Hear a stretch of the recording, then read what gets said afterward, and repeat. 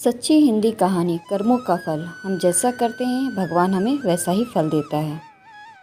70 साल की एक बूढ़ी औरत जिसका पति अभी अभी उसे छोड़कर किसी और दुनिया में चला गया है, जिसका अपने पति के अलावा इस दुनिया में अपना कहने के लिए कोई और नहीं था, बाल बच्चे भी नहीं।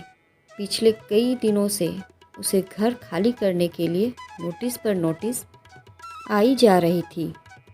उसने अपने जानने वाले सभी रिश्तेदारों से कई बार मदद की गुहार लगाई, लेकिन सिर्फ नाम के लिए ही उसके अपने उसकी शिकायत पर ध्यान नहीं देते।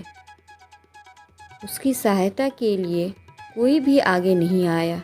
कई लोग तो उसे देखकर ही अपना रास्ता मोड़ लिया करते। बेचारी करे भी तो क्या करे। आखिरकार वह दिन भी जल्दी आ पहुंचा, जब उसकी फ्लैट के मालिक ने उसको फ्लैट खाली करने के लिए उसके पास कुछ सिक्योरिटी वाले भेज दिए। बूढ़ी औरत उन हट्टे कट्टे आदमियों को देखकर और भी ज़्यादा सहम गई। वो उसके आगे गिड़गिड़ाने लगी, उनके पैर पकड़ लिया और कहने लगी उसे सिर्फ 2 दिन की मोहलत दे दी जाए। वो कुछ भी करके अपने लिए रहने के लिए कोई और जगह की तलाश कर लेगी। मगर भाड़े के वो आदमी उसकी एक बात सुनने को तैयार नहीं थे। जब सिक्योरिटी वाले उस बूढ़ी औरत को धक्का मार के निकालने ही वाले होते हैं, तभी पीछे से एक आवाज़ आती है, खबरदार जो इस अम्मा को किसी ने हाथ भी लगाया तो इन्हें इन्हीं के घर से कोई नहीं निकाल सकता। सिक्योरिटी वाले हैरानी से उस आदमी को देखते हैं और पूछते हैं कि तुम्हारा मतलब क्या है। तब वह आदमी उस फ्लैट के पेपर को दिखाता है जिन पर उस बूढ़ी औरत का नाम होता है। वह उन्हें तुरंत वहां से निकल जाने के लिए कहता है। पेपर देखकर वह सिक्योरिटी वाले वहां से निकल जाते हैं। यह सारी घटना बूढ़ी औरत बड़े अचंभे से देखती रहती है। सबके जाने के बाद बूढ़ी औरत उस आदमी से पूछती है कि बेटा, मैंने तुमको नहीं पहचाना, लेकिन मैं इतना ज़रूर कहूँगी कि तुम मेरी ज़िंदगी में भगवान की तरह आए हो। तब उस आदमी ने अपनी पहचान देते हुए उस बूढ़ी औरत से कहा, याद कीजिए माँ जी, 20 साल पहले आप और आपके पति एक मंदिर आए थे। वहाँ पर एक छोटा बच्चा आपसे स्कूल में भर्ती होने के लिए भीख मांग रहा था।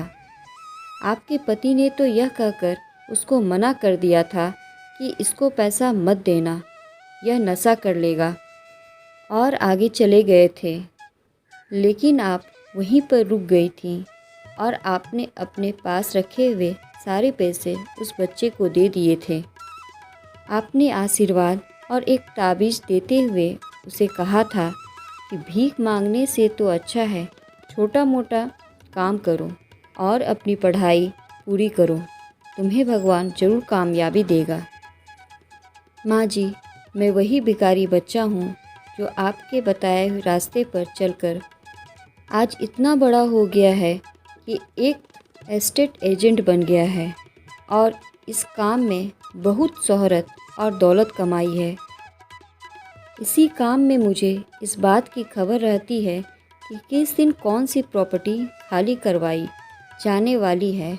जब मैंने आपका नाम इस लिस्ट में देखा तो मुझसे रहा नहीं गया। जो मदद आपने मेरी बरसों पहले की थी वह मैं आपको लौटाने आया हूँ। इसलिए मैंने तुरंत आपका घर खरीदकर आपके नाम कर दिया है। आपने जो ताबीज़ मुझे उस समय दिया था, जिसने मेरी आज तक रक्षा की है, मैं वह आपको लौटाना चाहता हूँ। मैं चाहता हूँ कि यह ताबीज़ अब आपकी रक्षा करे। हाँ, मेरी एक और विनती है।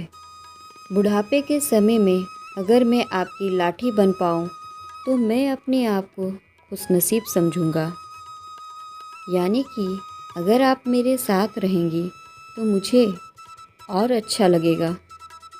बूढ़ी औरत यह सब बातें सुनकर बहुत खुश हो जाती है और उसकी आंखों से खुशी के आंसू बहने लगते हैं।